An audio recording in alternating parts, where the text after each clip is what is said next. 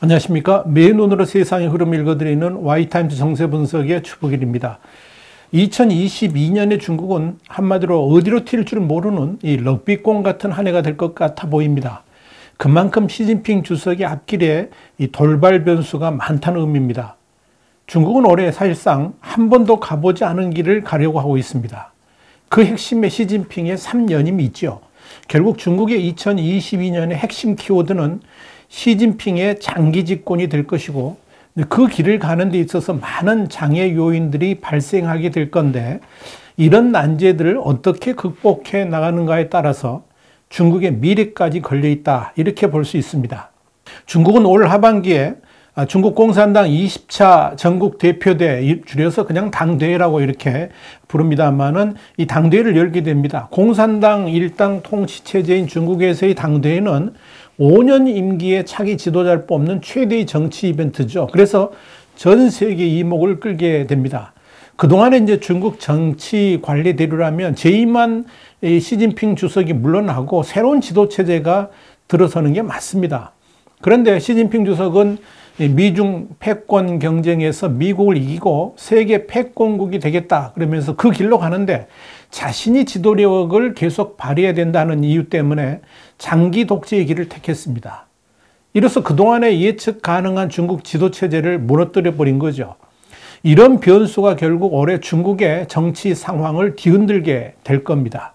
자, 여러분, 이 시진핑 주석이 3연임을 넘어서 장기 집권으로 가는 길목에서 가장 큰 문제는 시진핑 주석이 3선 연임의 명분으로 내세웠던 미국과의 경쟁에서 승리하고 세계 패권국이 되겠다, 그 목표 자체가 이미 허물어져 버렸다는 점입니다. 이미 중국 내에서도 시진핑 주석이 제창했던 중국몽의 달성 가능성은 이미 사라졌다라고 판단합니다. 특히 중국 내의 반시진핑파 지식인들은 그동안 세계 제2의 경제대국으로 성장시켰던 세계 속의 중국 이 시스템이 시진핑의 중국몽, 다시 말씀드려서 미국을 제치고 세계 패권국이 되겠다는 야망 때문에 이 중국 경제의 기반 자체가 송두리째 흔들리고 있다고 판단합니다. 결국 시진핑이 장기 집권 명분으로 삼았던 중국몽 달성이라는 과제 때문에 중국이 오히려 최대의 위기 국면으로 흘러가고 있고, 이 시진핑이 3연임으로 가게 된다 그러면 중국의 미래 또한 사라질 것이다, 이렇게 주장을 합니다. 그래서 결사적으로 시진핑의 3연임을 막겠다는 흐름이 이 곳곳에서 감지되고 있는 겁니다. 그래서 겉으로는 드러나진 않지만 물밑에서 시진핑 주석을 향한 거센 반발들이 일어나고 있는 것이 지금의 중국 현실이라 할 수 있습니다. 현재로서 반시진핑파들의 권기 명분을 만들어주는 최대 변수가 바로 중국 경제 상황일 겁니다. 이미 중국의 경제 성장률이 최악 국면으로 흘러가고 있습니다. 여기에 새해에는 미중 간 디커플링 때문에 이 글로벌 공급망 재구축까지 본격화되면서 이 중국 경제는 더욱 심각한 국면으로 흐르게 될 겁니다. 그래서 중국 공산당 지도부의 최대 현안은 경제의 안정입니다. 경제가 흔들리면 시진핑의 모든 계획도 다 무너질 수 있기 때문에 그렇습니다. 이런 이유 때문에 중국은 지금 경제에 비상이 걸렸고 모든 시책을 경제 안정에 두고 있는 겁니다. 이를 위해서 중국은 일단 적극적 재정 정책을 펴면서 이 통화 유동성 보장을 하려 합니다. 쉽게 말씀드리자면 돈을 대대적으로 풀어가지고 서민 경제를 일단 살려보겠다, 이런 뜻이죠. 이것이 지난 12월에 열렸던 이 경제 공작 회의의 결론이기도 합니다. 문제는 전 세계가 코로나 팬데믹 때문에 어쩔 수 없이 확대 재정을 펼쳤었는데, 이로 인한 문제들이 발생하니까 이젠 긴축 재정 국면으로 돌입하고 있다는 점입니다. 그런데 중국은 오히려 역주행을 하고 있죠. 그 결과가 어떻게 나타날지는 두고 볼 일입니다만은 지금 당장 발등에 불을 끄기 위해서 그야말로 좀 무모한 정책을 펼치고 있다라고 보시면 될 겁니다. 중국의 이런 경제정책 시행이 올 한 해 어떠한 부작용으로 나타날지가 관건입니다. 만약 방만한 통화 운영 정책 때문에 문제점들이 생긴다든지, 그럼에도 불구하고 이 중국 정부가 통제할 수 없는 경제 위기 상황으로 번져간다 그러면 이는 시진핑 3연임을 확정지을 11월의 당대회에도 심각한 타격을 줄 수가 있을 겁니다. 이것이 시진핑이 3연임으로 가는데 첫 번째 돌발 변수가 될 겁니다. 시진핑의 3연임으로 가는 데 있어 또 하나의 변수는 칠상팔하 규범입니다. 이 칠상팔하 규범이란 게 뭐냐면 지도자의 종신제를 철폐한 덩샤오핑 이후에 2002년 16차 당대회 때부터 적용된 은퇴 규정입니다. 그러니까 67세 이하는 중앙위원회에 남고 68세 이상은 은퇴하는 불문율, 이게 바로 칠상팔하 규범입니다. 이 문제가 앞으로 돌발 변수가 될 수 있는 이유는 결국 차기 지도부를 어떻게 구성할 것인가의 문제하고 직결되기 때문에 그렇습니다. 우선 시진핑 주석은 1953년생으로 69세입니다. 그렇다 그러면 칠상팔하 규범에 준한다 그러면 당연히 물러나야 됩니다. 그러나 시진핑 주석은 이 규범을 깨고 삼선으로 가려 하고 있죠. 시진핑은 이미 4년 전에 국가주석의 임기 제한을 없애는 개헌을 완료했고요.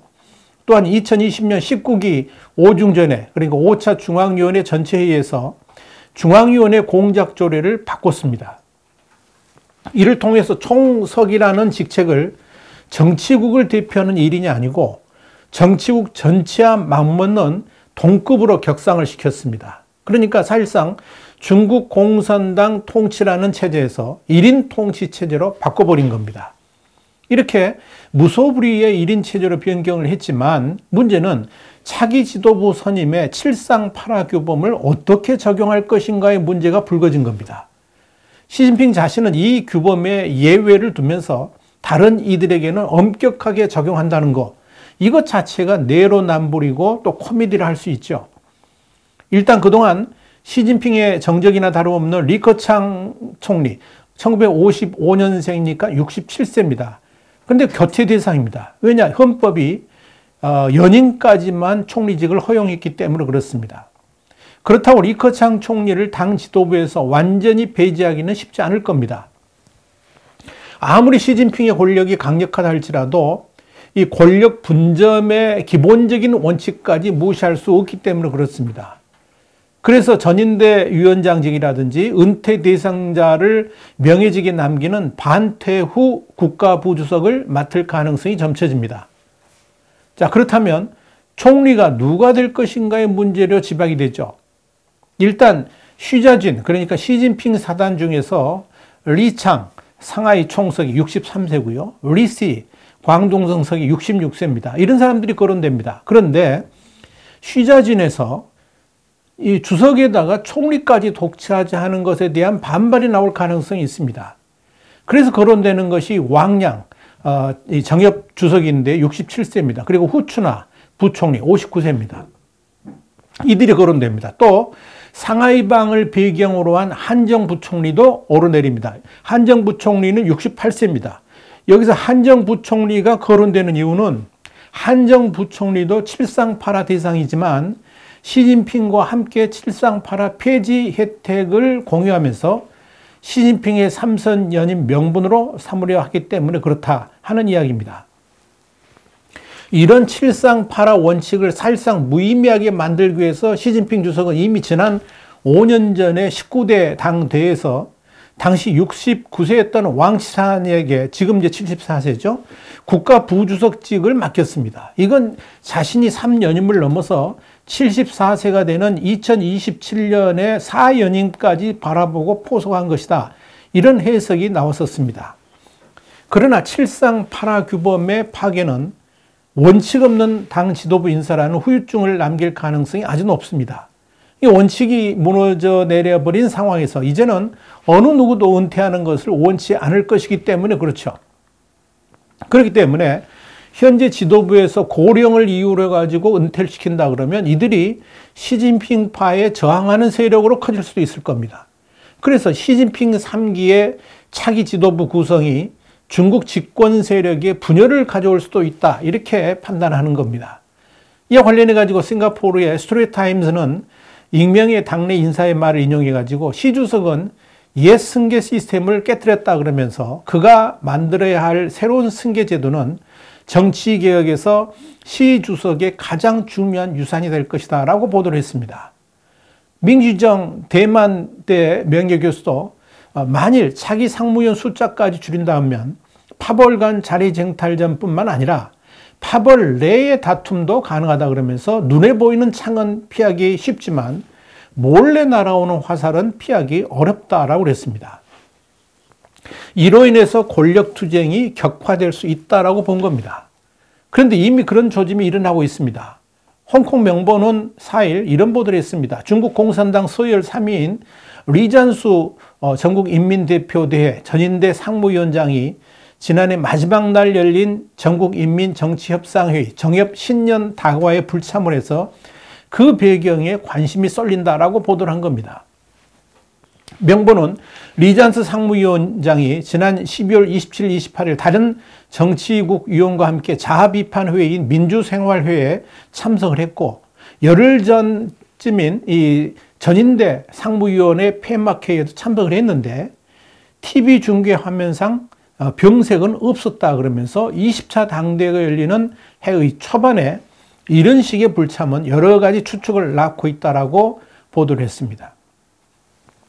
이 시진핑의 오랜 측근이기도 한 리잔수 상무위원장의 잠적에 대해서 명보는 리잔수 상무위원장이 최근 안 보이는 동안에 그와 시 주석의 관계에 대한 새로운 이야기가 알려졌다 그러면서 리잔수가 시 주석의 측근이 된 것은 삼촌 리 장장 때문인데 이 리 장장이 최근 어떤 사고로 조사를 받고 있다라고 전했습니다. 그런데 이 리잔수 상무위원장이 얼굴을 내비쳤던 자비판 회의인 민주생활회에서 시진핑 주석이 올해와 내년은 바야흐로 지도부 교체 시기로 조직의 기울과 지도부 교체 기울을 엄격히 준수해야 된다라고 말했다는 사실도 확인되면서 리잔수의 잠적 여파는 일파만파 커지고 있는 겁니다. 한마디로 20차 당대회에서의 당 지도부 개편을 앞두고 사정설에 휘말려 들었다 하는 분석이 나오는 겁니다. 자, 이런 측면에서 시진핑 1인 체제가 외양과는 다르게 정치적 불확실성을 높일 수도 있다라고 보는 겁니다. 20차 당대회 시기는 아직 불확실합니다. 아마도 올 여름 전현직 지도부가 모이는 베이다이어 원로 회의를 마치고 8월 말에 정치국 회의에서 최종 확정될 것으로 보입니다. 권력 교체가 이루어졌던 2002년과 2012년에는 11월 8일에 개막됐습니다. 그래서 아마도 올해도 11월에 열리지 않을까 이렇게 보이는데요. 이 날짜를 정하는 데 있어서 변수가 하나 있습니다. 뭐냐면 11월 8일 열리는 미국의 중간선거입니다. 이 중간선거가 미국 바이든 행정부의 앞날을 좌우할 수 있다는 점에서 미국 중간선거 이전 또는 이후 그 중에서 어느 쪽이 좋을지 판단해가지고 일정을 결정하게 될 것으로 보입니다. 사실상 시진핑 주석에게는 운명이 걸린 당대회라는 점에서 이 당대회의 성공적 개최를 위해서 올해 중국은 그동안 한 번도 보지 못했던 통제와 압박들을 보게 될 것으로 생각됩니다. 이미 이 중국의 대중문화계에서는 홍색 정풍운동이 시작됐죠. 1940년대 마오쩌둥이 1인 지배권을 확립한 예난 시대의 엄혹한 사상투쟁을 연상케 하는 이 정풍운동은 한마디로 올해 모든 중국인의 시선이 시진핑 1인에게만 집중돼야 한다고 하는 그런 강력한 경고를 담고 있다 보시면 됩니다. 여기에 체제 결속과 내부 단속을 위해서 정치, 경제, 사회, 문화계 전반으로 1950년대 마오쩌둥의 대대적인 지식인 탄압, 그러니까 반우파 투쟁 같은 사상 검증도 대폭 강화될 것으로 보입니다. 이뿐 아닙니다. 본격적인 중화민족주의 선풍도 불게 될 겁니다. 문화대혁명 시기 마오에게 맹목적으로 충성했던 홍위병을 빗대서 신홍위병으로 부르는 이들의 준동은 인터넷 최전선에서 여론전을 펼치면서 우리가 상상할 수 없는 일들을 목격하게 될 것입니다. 이런 중국에게 진짜 큰 도전이자 위기는 미국의 강력한 디커플링 정책입니다. 특히 중간선거를 앞둔 바이든 행정부는 더욱더 중국 옥죄기 정책을 펼치면서 시진핑의 중국 공산당 정권을 몰아붙이게 될 겁니다. 이렇게 2022년에 중국은 그 유래를 찾아볼 수 없을 정도로 엄청난 소용돌이가 예고되어 있습니다. 시진핑 주석에게는 운명이 걸린 한 해가 될 것이라는 의미입니다. 어떻게 진행될지 우리 와이타임스가 계속 지켜보면서 여러분께 전달해 드리겠습니다. 와이타임스 정세 분석이었습니다. 다음 시간에 다시 뵙겠습니다. 감사합니다.